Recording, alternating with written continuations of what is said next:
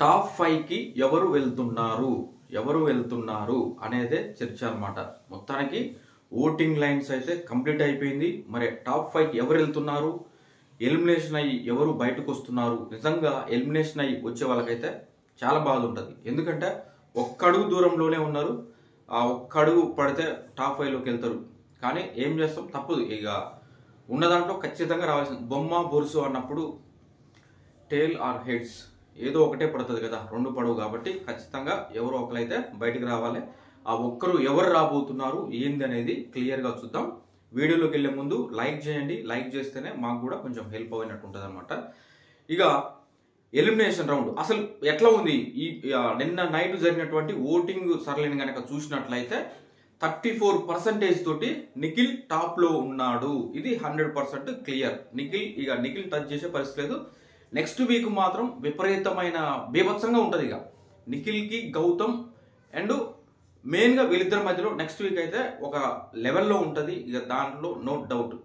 నిఖిల్కి 34% ఉంటే గౌతమ్ కృష్ణకి 32% ఓటింగ్ అయితే జరిగింది. ఇక వీళ్ళ ఇద్దరికే ఆల్మోస్ట్ 66% ఓటింగ్ అక్కడే అయిపోయింది. 66% ఓటింగ్ వీళ్ళిద్దరిలోనే ఉన్నదంటే, ఇక మిగతా నలుగురిలో చూస్తే కనుక ప్రేరణకి 10% ఓటింగ్ అయితే జరుగుతుంది.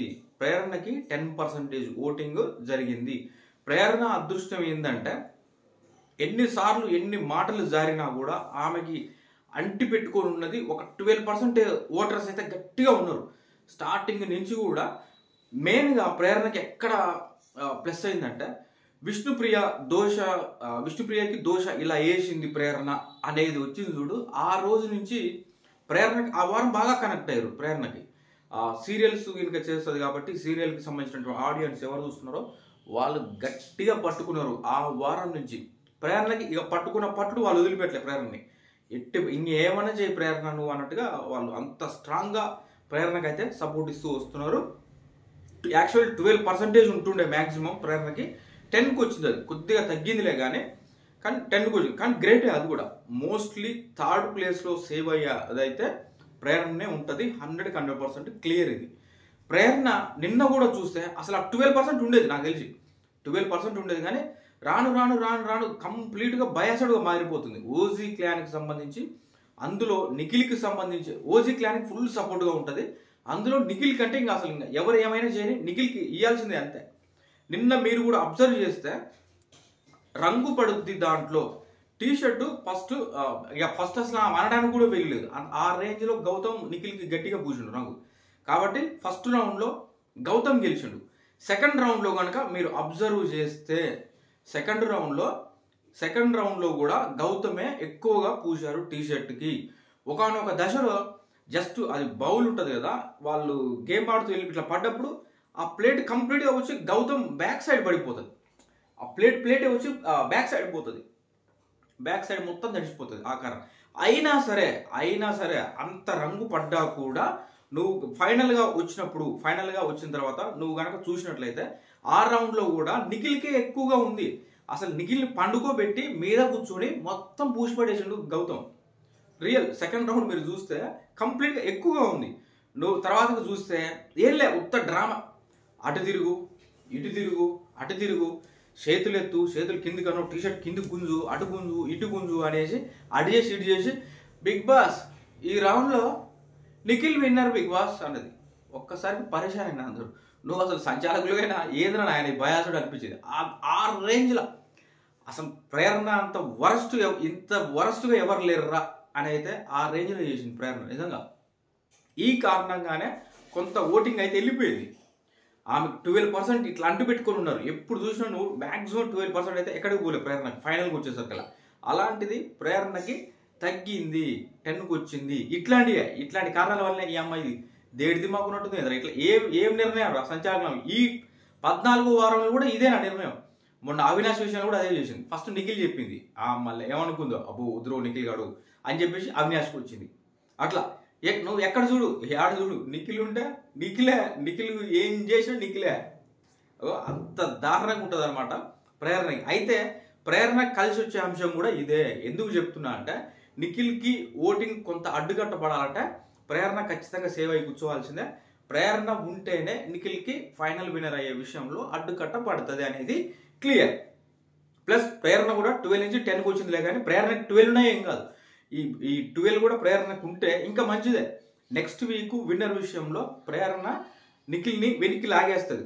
నిఖిల్ నువ్వు ఆడిపోతావు, విన్నర్ అవుతావు బిడ్డరా, ఇన్ని రోజులు నిన్ను సపోర్ట్ చేసుకుని వచ్చింది నా పక్కన కూర్చోవడానికి తప్పితే నిన్ను తీసుకుపోయి విన్నర్ చేస్తే నా పరిస్థితి ఏదిరా అనే విధంగా ప్రేరణ నిఖిల్ని అయితే వెనక్కి లాగిద్ది. ఇది 100కి 100% కరెక్ట్. మీరు రాసి పెట్టుకోరు, ఇదే జరుగుతుంది. నెక్స్ట్ మీకు మీరు ఊహించని విధంగా అంతా మారిపోతుంది చూడండి. ఎందుకంటే నిఖిల్కి పడే ఓటింగ్లో ప్రేరణ ఖచ్చితంగా లాగేస్తుంది కొంత.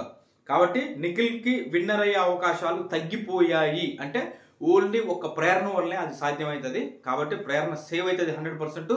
నెక్స్ట్ నిఖిల్ రన్నర్గా ఉంటాడు. నా అంచనా ప్రకారం నిఖిల్ రన్నర్గా ఉంటాడు. తర్వాత ప్లేస్లో ప్రేరణ ఉంటుంది, తర్వాతకి ఇంకొకరు, తర్వాత కానీ విన్నర్ అయ్యేది మాత్రం గౌతమే. ఇది రాసి పెట్టుకోండి, ఇది క్లియర్.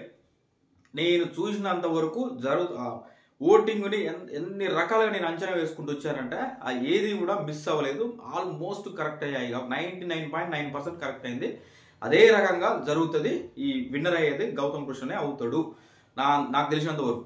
గౌతమ్కి ప్లస్ పాయింట్ ఇంకా ఏంటంటే ఈ వారం ఇదొకటి, ప్రేరణ సేవ్ అవ్వడం అనేది ఒక ప్లస్ పాయింట్. ఇంకొకటి చూస్తే ఇవాళ తర్వాత ప్లేస్లో కనుక ఎవరు మరి వెళ్తారని చూస్తే నబిల్కి అవకాశం వచ్చేలా ఉంది. అన్ని క్యాలిక్యులేషన్స్ కనుక చెక్ చేస్తే ఓటింగు అది ఇది అంతా కూడా చూసినట్లయితే నబిల్కి ఎక్కువ అవకాశం ఉంది సేవ్ అవ్వడానికి. ప్రేరణ తర్వాత మ్యాక్సిమం నబిల్ కూడా టాప్ 5లోకి పోయే అవకాశాలే ఎక్కువగా కనపడుతున్నాయి. ఇక దాని తర్వాత కనుక చూసినట్లయితే ఉన్నది ఎక్కువ అవకాశం విష్ణుప్రియకి ఛాన్స్ ఉన్నది. ఈ వారం తన ఓటింగ్ అయితే విపరీతంగా పెరుగుతూ వచ్చింది. మరి ఈ ఓటింగ్ పెరుగుతూ వచ్చింది, మరి బిగ్ బాస్ ఏం చూస్తాడు?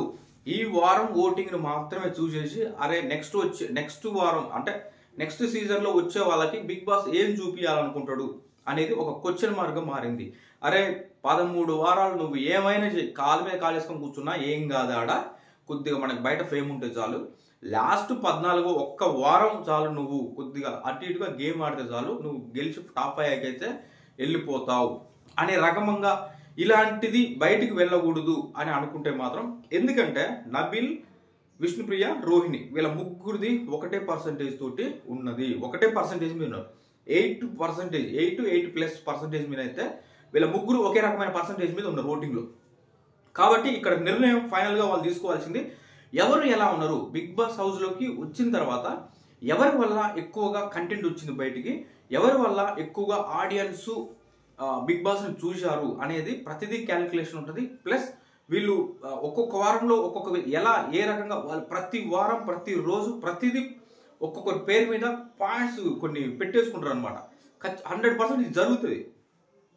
ఇప్పుడు రోహిణి ఉంది, రోహిణి వైల్డ్ కార్డ్ ఎంట్రీగా వచ్చింది, వచ్చిన తర్వాత ఏం జరిగింది అనేది ప్రతిదీ ఫస్ట్ 1 వీక్ ఉంటుంది కదా, ఆ వీక్ పాయింట్స్ రాస్తారు. వారం రోజుల్లో ఏం చేసింది ఫస్ట్ వారం అనేది ఆ పాయింట్స్ రాసుకొని తర్వాతకి మళ్ళీ ఆ వారం మీద కూడా ఏంటి మెయిన్గా ప్లస్ ఏంది మైనస్ ఏంది అని కూడా రాసుకుంటారు. కొన్ని ఆ లెక్కలు 100% ఉంటాయి. ఇలాంటి టఫ్ సిచ్యువేషన్ ఒకటే పర్సంటేజ్ మీద ఓటింగ్ ఉన్నప్పుడు వాళ్ళు ఈ పాయింట్స్ అన్నీ కూడా క్యాలిక్యులేట్ చేసుకొని ఎవరు ఉండాలి ఎవరు ఉండకూడదు అనేది చూస్తారనమాట. నబిల్, నిఖిల్, గౌతమ్, ప్రేరణ, విష్ణుప్రియ అందరు ప్రతి ఒక్కరిది ఇదే విధంగా ఉంటుంది. ఎలిమినేషన్ అయిపోయిన తర్వాత తీసేసుకుంటారు, తీసి పక్కకు పెడతారు. వాటినే మనకి జర్నీ అని వేస్తారు. చూడండి, మీరు అబ్జర్వ్ చేస్తే జర్నీ అని వేస్తారు ఒక వీడియో. ఆ వీడియో క్లిప్లో మెయిన్గా వాళ్ళైతే ఏ పాయింట్స్ అయితే మెయిన్గా పెట్టుకుంటారో ప్లస్ మైనస్ అని ఉంటాయిగా, ఆ పాయింట్స్ ఉంటాయి కదా, వాటిని క్లియర్గా వాళ్ళు మెయిన్గా ఆ పాయింట్స్ని తీస్తారు. ఆ జర్నీలో ఆ పాయింట్స్ని తీసుకొచ్చి ఆ జర్నీలో పెడతారు అనమాట. పెట్టినప్పుడు కూడా మీరు అబ్జర్వ్ చేస్తే క్లియర్గా అర్థమైపోతుంది. పాజిటివ్ పాయింట్స్ చూపిస్తాడు, నెగిటివ్ పాయింట్స్ చూపిస్తాడు, ఆ రకంగా ఉంటుంది అనమాట. కాబట్టి ఇవి ఒకటే పర్సంటేజ్ వచ్చినప్పుడు వీళ్ళని ఎవరి వల్ల ఎక్కువగా కంటెంట్ వచ్చింది, మనకు ఎక్కువగా యూజ్ అయింది అనేది ఇవన్నీ కూడా చూసుకొని బిగ్ బాస్ అయితే ఎలిమినేషన్ ఇస్తాడు. ఈ రకంగా చూసినట్లయితే మెయిన్గా నబిల్ ఆల్మోస్ట్ సేవ్ అయ్యే అవకాశాలు ఉన్నాయి. విష్ణుప్రియ అండ్ రోహిణి వీళ్ళిద్దరి మధ్యనే ఎవరో ఒకరు ఎలిమినేషన్ అయ్యే ఛాన్సెస్ ఉన్నది. లేదు బిగ్ బాస్ 3 అమ్మాయిలు ఉంచుదాం, 2 అబ్బాయిలను పెడదాం, ఇట్లా కూడా క్యాలిక్యులేషన్ జరగవచ్చు. అలా జరిగితే కూడా కొన్ని చేంజెస్ వస్తాయి. అప్పుడు నబిల్కి డేంజర్ వస్తుంది, నబిల్ వెళ్ళిపోవాల్సిన అవసరం ఉంటుంది. లేదంటే ఎక్కువగా విష్ణుప్రియ అండ్ రోహిణి విషయంలో మనం చెప్పలేని పరిస్థితి అనమాట. వాళ్ళిద్దరిలో ఎవరు వెళ్తారా ఏంది అనేది అయితే కొంచెం టఫ్ విషయమే.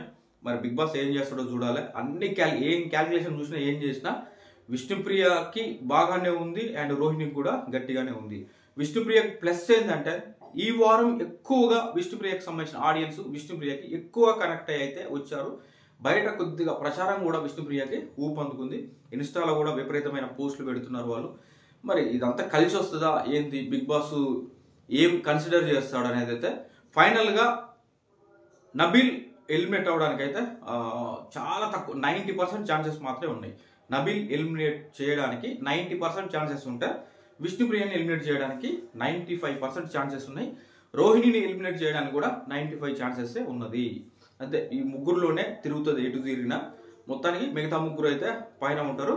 వీళ్ళ ముగ్గురులో రోహిణి, విష్ణుప్రియ, నబీల్ వీళ్ళ ముగ్గురులో ఎవరు ఎలిమినేట్ అయిపోయినా సరే ఆడ గౌతమ్కి ఖచ్చితంగా ప్లస్ అవుతుంది.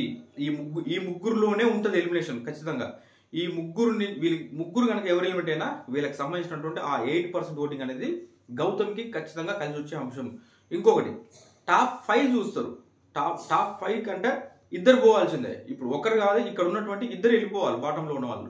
కాబట్టి మోస్ట్లీ నబీల్కే పడుతుంది ఎఫెక్ట్. ఇద్దరు అనుకున్నాడు టాప్ 6కి వెళ్ళడానికి ఎక్కువ అవకాశాలు అయితే నబీల్కి ఉన్నాయి. టాప్ 6కి నేను చూసేది ఈ నామినేషన్ ఎలిమినేషన్ గురించి కాదు. టాప్ 6కి అవకాశం ఉంటే నబీల్కి అవకాశం ఉంటుంది.